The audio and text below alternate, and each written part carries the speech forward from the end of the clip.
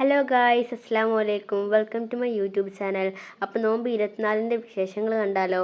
അപ്പം ഞാൻ അതിനായിട്ട് പൊരിച്ചക്കണ്ട് ഉണ്ടാക്കുന്നത് മുട്ട പപ്സാണ്. അത് എങ്ങനെ ഉണ്ടാക്കണം നോക്കാം. അപ്പം അതിനായിട്ട് ഞാൻ ഉള്ളിയൊക്കെ നേരത്തെ അരിഞ്ഞ് വെച്ചിട്ടുണ്ടായിരുന്നു.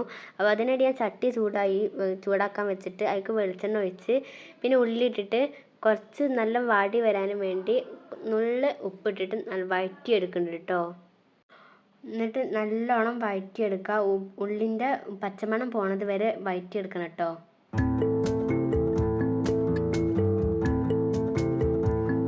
അത് നല്ല വാടി വരുമ്പം അതിലേക്ക് ഞാൻ അരിഞ്ഞു വെച്ച പച്ചമുളകും വെളുത്തുള്ളി ഇട്ടിട്ട് നല്ലോണം വഴറ്റിയെടുക്കുന്നുണ്ട്.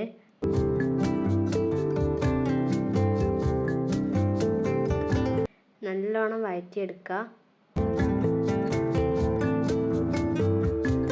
അത് വഴണ്ട് വരുമ്പം അതിലേക്ക് ആവശ്യമായിട്ടുള്ള മസാലകളൊക്കെ ചേർത്ത് കൊടുക്കാം. മുളക് പൊടി, കുറച്ച് മുളക് പൊടി കേട്ടോ. പിന്നെ അതിലേക്ക് ഞാൻ പിന്നെ ചേർത്തിട്ടുള്ളത് ഗരം മസാലയായിരുന്നു. നുള്ള് മഞ്ഞൾപ്പൊടി ഇതിട്ടിട്ട് നല്ലോണം വഴറ്റിയെടുക്കുക.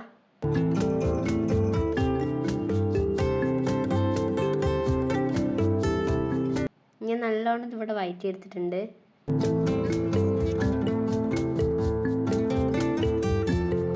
അതിനുശേഷം ഞാൻ പിന്നെ അതിലേക്ക് കുറച്ച് വെള്ളം ഒഴിച്ചിട്ടുണ്ട്. കുറച്ച് മതി വെള്ളം. എന്നിട്ട് നല്ലോണം മിക്സ് ചെയ്തെടുക്കുക. ഉള്ളിയൊന്ന് കുറച്ച് സോഫ്റ്റ് ആവാനും വേണ്ടിയാണ് ഞാനത് വെള്ളം ഒഴിച്ചത്. അതിനുശേഷം ഞാൻ പിന്നെ അത് മൂടി വെച്ചിട്ടുണ്ട്. ലോ ഫ്ലെയിമിലാക്കി വെക്കണം. അങ്ങനെ ഞാനത് വേവിച്ച് കഴിഞ്ഞ ശേഷം പിന്നെ മൂടി എടുത്തിട്ട് നല്ലോണം ഞാൻ ഇളക്കി കൊടുത്തിട്ടുണ്ട്. അതിന് ശേഷം ഞാൻ പിന്നെ അതിലേക്ക് കറിവേപ്പിൻ്റെലും പിന്നെ മല്ലിച്ചപ്പ് ഇട്ടിട്ട് നല്ലോണം മിക്സ് ചെയ്ത കേട്ടോ.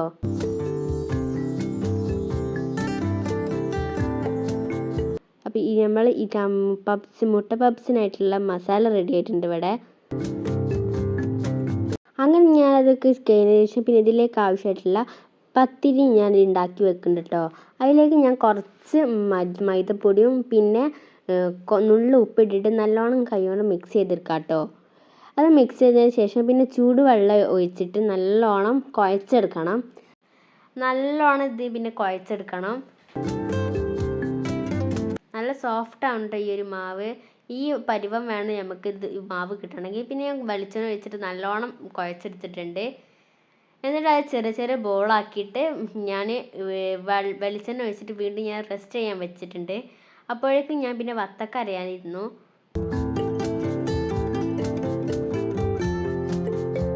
അങ്ങനെ വത്തക്ക അരിഞ്ഞതിന് ശേഷം പിന്നെ ജ്യൂസ് ഞാൻ ഉണ്ടാക്കാൻ വെച്ചിട്ടോ. ജ്യൂസ് ഷമാമാണ് ഞാൻ ജ്യൂസായിട്ട് ഉണ്ടാക്കുന്നത്. അങ്ങനെ അതിൻ്റെ തോലൊക്കെ കഴിഞ്ഞതിന് ശേഷം പിന്നെ ഞാൻ മിക്സിൻ്റെ ജാറിലിട്ടിട്ട് ഞാൻ ജ്യൂസ് അടിക്കാൻ നിന്നിട്ടോ.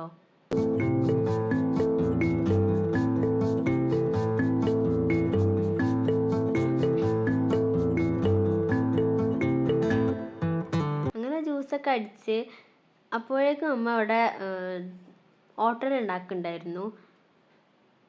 അപ്പം നമുക്ക് ചായ അടിക്കാനായിട്ട് ഓട്ടട ചെയ്യുന്നത്. അപ്പം അമ്മ അവിടെ ഓട്ടട ഉണ്ടാക്കുമ്പോഴത്തേക്കും ഞാൻ അവിടെ ജ്യൂസ് അടിച്ച് കഴിഞ്ഞിട്ടുണ്ടായിരുന്നു കേട്ടോ.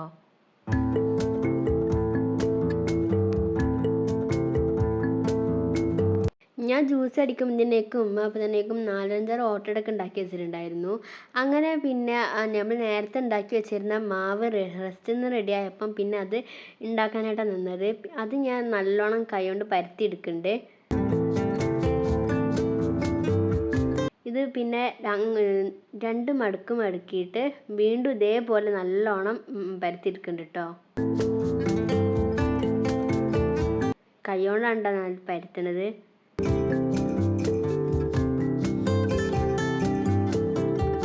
അങ്ങനെ വീണ്ടും അതേപോലെ മടക്കിയതിന് ശേഷം വീണ്ടും നല്ലോണം പരത്തിയെടുക്കുക.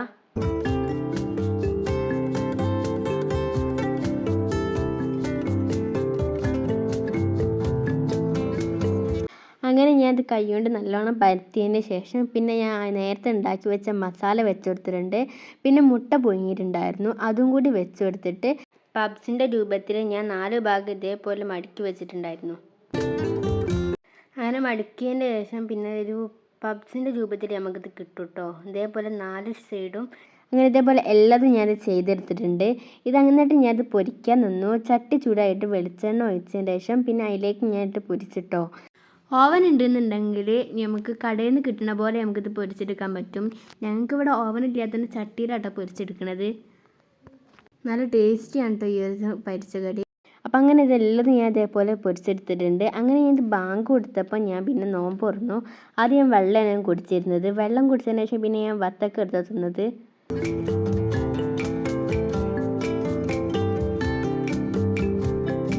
അങ്ങനെ വത്തക്ക തിന്നതിന് ശേഷം പിന്നെ ഞാൻ നേരത്തെ ഉണ്ടാക്കി വെച്ച മുട്ട പപ്സ് എടുത്ത് തിന്നിട്ടുണ്ടായിരുന്നു.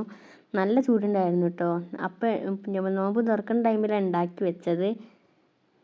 അപ്പോൾ ചൂടോടെ തിന്നാൽ നല്ല ടേസ്റ്റാണ് കേട്ടോ.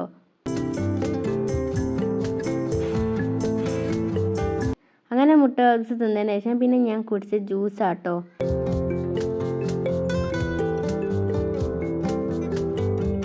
അങ്ങനെ നോമ്പുറക്കലൊക്കെ കഴിഞ്ഞതിന് ശേഷം പിന്നെ നിസ്കാരം കഴിഞ്ഞതിന് ശേഷമാണ് ഞാൻ ചായ കുടിക്കാതിരുന്നത്. ഓട്ടടയാണ് കേട്ടോ. ഓട്ടടയ്ക്ക് പിന്നെ ചിക്കൻ കറി ഉണ്ടായിരുന്നത്.